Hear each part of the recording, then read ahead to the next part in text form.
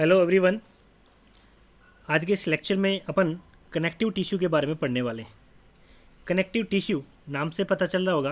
Connective tissue का meaning है ऐसा टिश्यू जो कनेक्ट करने वाला है, जो जोड़ने वाला है, बॉडी पार्ट्स को जोड़ने वाला है। Blood is a type of connective tissue. Why would it will call connective tissue? A clue is provided to the introduction of this chapter.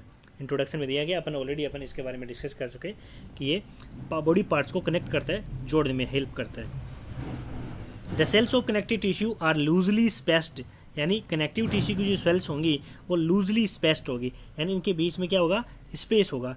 And embedded in an intercellular matrix, एक matrix होगा, एक fluid होगा जिसके अंदर इसकी sales embedded होगी, उनके बीच में प्रॉपर क्या होगा, स्पेस होगा। द मैट्रिक्स में भी, मैट्रिक्स है वो जेली लाइक भी हो सकता है, फ्लूइड भी हो सकता है, डेंस भी हो सकता है और रिजिड भी हो सकता है। वो डिपेंड करता है कि वो स्ट्रक्चर क्या है और वो कैसा फंक्शन कर रही है। तो आगे बढ़ते हैं। फर्स्ट अपन स्टार्ट करते हैं ब्लड के बारे में, ठीक है। तो फर्स्ट अपना कनेक्टिव टिश्यू है ब्लड। आप इसको अपनी नोटबुक में पॉइंट बना करके लिख सकते हैं। ब्लड हैज़ ए फ्लूइड यानी liquid that is called matrix. Fluid matrix होता है जिसको अपन प्लाज्मा कहते हैं। यानी आप यूँ समझ सकते हैं कि लिक्विड जो फ्लूइड है वो प्लाज्मा है, और उस प्लाज्मा के अंदर आपकी जो सेल्स होती हैं, जो कार्पासेल्स होती हैं, वो एम्बेडेड रहती हैं, वो उसके अंदर सस्पेंडेड रहती है। और उन सस्पेंडेड जो सेल्स होती हैं वो कौन कौन सी होती है? RBC red blood corpuscles, it means erythrocytes. WBC white blood corpuscles, it means leukocytes. And platelets, आपकी प्लेटलेट्स होती हैं, ये सस्पेंडेड रहती हैं। प्लाज्मा जो पार्ट होता है, लिक्विड पार्ट होता है, उसके अंदर क्या होता है? प्रोटीन्स होते हैं, सॉल्ट होते हैं, हार्मोन्स होते हैं, ठीक है। ये प्लाज्मा के अंदर होते हैं। Blood flow and transport gases. अब ब्लड का फंक्शन क्या होता है, ध्यान से देखना। ये gases, digested food, hormones, waste material, इनका क्या करता है? ट्रांसपोर्टेशन करता है। एक बॉडी पार्ट से दूसरी बॉडी पार्ट को ट्रांसफ़र करता है और हर एक पार्ट को आपस में कनेक्ट करता है। इसीलिए वजह से इसको अपन कनेक्टिव टिश्यू भी कहते हैं। तो ये सब था अपने ब्लड के बारे में, जो फर्स्ट अपना कनेक्टिव टिश्यू था। सेकंड कनेक्टिव टिश्यू की अपन बात करते हैं, वो अपना आता है बोन। मोस्ट इंपॉर्टेंट है। Bone is another example of connective tissue. It forms the framework. आपको पता है कि अपनी बॉडी के अंदर टोटल 206 बोन्स होती हैं सॉरी। ये क्या करती है? एक फ्रेमवर्क तैयार करती है, एक ढांचा तैयार करती है जो अपनी बॉडी को क्या देता है? सपोर्ट प्रोवाइड करवाता है। इट ऑल्सो एंकर्स ले मसल्स, अपनी जो मसल्स होती हैं उसको भी एंकोरेज प्रोवाइड करवाता है, उसके साथ अटैचमेंट होता है। And support the main organ of the body. Body के जो मेन ऑर्गन्स होते हैं उसको क्या प्रोवाइड करवाता है? सपोर्ट प्रोवाइड करवाता है, मसल्स के साथ जुड़ने में हेल्प करता है।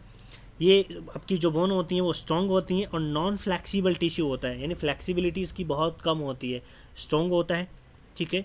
बोन सेल्स होती हैं वो एक हार्ड मैट्रिक्स के अंदर एम्बेडेड होती हैं। अभी अपने जब इनिशियल स्टेज थी उसके अंदर देखा था कि मैट्रिक्स आपका जेली हो सकता है, फ्लूइड भी हो सकता है, रिजिड भी हो सकता है, डेंस कैसा भी हो सकता है। तो अपनी बोन जो होता है उसका मैट्रिक्स हार्ड मैट्रिक्स होता है। That is compose of specially इसका जो मैट्रिक्स है वो कैल्शियम और फॉस्फोरस का बना हुआ होता है। इसी वजह से अपन कहते हैं कि आपको यदि हड्डियाँ मजबूत करनी है, बोन्स मजबूत करनी है, तो आपको दूध पीना चाहिए, क्योंकि दूध जो मिल्क होता है उसके अंदर कैल्शियम एंड फॉस्फोरस मिनरल्स होते हैं।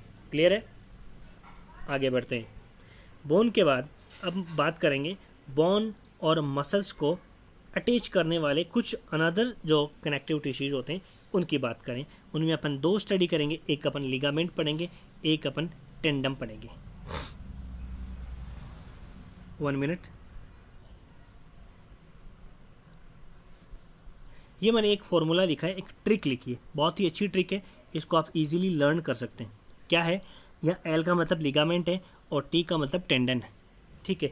बी का मतलब यहाँ बोन्स है, यानी बोन को बोन से जो कनेक्ट करने वाला जो कनेक्टिव टिश्यू है उसको अपन लिगामेंट के नाम से जानते हैं, ठीक है। और मसल्स को बोन से के साथ जो कनेक्ट करने वाला कनेक्टिव टिश्यू है उसको अपन टेंडन के नाम से जानते हैं। यानी लिगामेंट जो होता है वो बोन को बोन से कनेक्ट करता है, जो टेंडन होता है वो बोन को मसल से कनेक्ट करता है। तो ये एक अपन ने फॉर्मूला बनाया, ट्रिक बनाया याद करने के लिए क्या क्या है। BBL MBT। BB लंगड़ी, मेरा भी टूटा। BB लंगड़ी थी और मेरा भी टूट गया, सारे लंगड़े हो गए। एक अच्छी इंटरेस्टिंग ट्रिक से आप इसको इजीली लर्न कर सकते हैं, समझ सकते हैं, ठीक है। आगे बढ़ते हैं। Two bone connected to each other by another type of connective tissue that is called ligament. This tissue is very elastic, आपका जो लिगामेंट होता है वो बहुत ज़्यादा इलास्टिक होता है ना, और इसके अंदर स्ट्रेंथ भी अच्छी होती है। Ligament contain very little matrix, इसके अंदर मैट्रिक्स बहुत कम होता है, and connect bond to another bond, वो अपन पहले ही पढ़ चुके हैं। इसकी इंपॉर्टेंस इसका भी ध्यान रखा, इलास्टिसिटी और स्ट्रेंथ ज़्यादा होती है। टेंडन जो होता है वो बॉन्ड को मसल से कनेक्ट करता है। टेंडन्स आर फाइबर टिश्यू, ये फाइबर टिश्यू होता है, स्ट्रेंथ बहुत ज़्यादा होती है लेकिन फ्लेक्सिबिलिटी लिमिटेड होती है, तो इसके अंदर फ्लेक्सिबिलिटी बहुत कम होती है और इसके अंदर फ्लेक्सिबिलिटी बहुत ज़्यादा होती है। ये दोनों के अंदर लिगामेंट और टेंडन के अंदर डिफरेंस के अंदर भी अपन इसको इंक्लूड कर सकते हैं। Another type of connective tissue अपन बात करते हैं कार्टिलेज की। कार्टिलेज वाइडली स्पेस सेल्स होती हैं, सेल के बीच में बहुत ज़्यादा स्पेस होता है, सॉलिड मैट्रिक्स होता है जिसके अंदर वो मैट्रिक्स किसका बना होता है, प्रोटीन का और शुगर का। कार्टिलेज स्मूथन्स बोन सरफेस, यानी बोन की सरफेस जो होती है ना उसको स्मूथ बनाता है। कौन बनाता है, कार्टिलेज बनाता है। कहाँ बनाता है, जहाँ पे जॉइंट्स होते हैं, यानी जहाँ पे दो जो जॉइंट्स होते हैं, जहाँ पे दो बोन आपस में मिलकर के एक जॉइंट बनाते हैं, उसकी सरफेस को स्मूथ बनाने का काम करता है। और स्पेशली ये कहाँ होता है, नोज पे होता है, ईयर पे होता है, ट्रैकिया में होता है, लेरिंग्स के अंदर होता है। ठीक है, we can fold easily the cartilage of the ears, ear के जो कार्टिलेज हैं उसको अपन ईजिली क्या कर सकते हैं, फोल्ड कर सकते हैं, but we are unable to bend the bone in our arms, arms के अंदर जो बोन्स होते हैं उसको अपन मूवमेंट नहीं करवा सकते। तो यहाँ आप समझ सकते हैं कि इलास्टिसिटी किसकी ज़्यादा होती है, राइट। आगे अपन बात करते हैं next, areolar connective tissue is found between the skin and the muscles, है ना, स्किन और जो मसल्स होती हैं उनके बीच में होता है।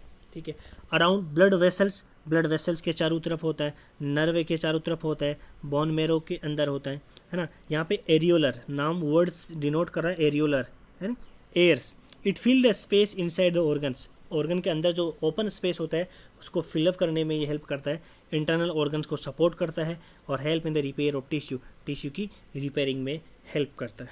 ये एरियोलर हो गया। और लास्ट अपना हो गया fat storage tissue, that is our adipose tissue. Adipose tissue क्या करता है, फैट के जो ग्लोब्यूल्स होते हैं उसको स्टोर करता है स्किन के नीचे इंटरनल ऑर्गन्स के बीच में, तो उसको क्या करता है, ये एक बेस्ट इंसुलेटर का भी काम करता है। क्वेश्चन बन सकता है ना, इंसुलेटर कौन सा कनेक्टिव टिश्यू की काम करता है, वो आपका फैट स्टोरेज टिश्यू जो होता है एडिपोज टिश्यू होता है। फंक्शन क्या होता है, फैट को स्टोर करता है, एग्जाम्पल ये स्किन वगैरह हो गया इसका, और इसका मेन फंक्शन ये भी होता है कि ये बॉडी को इंसुलेशन प्रोवाइड करवाता है।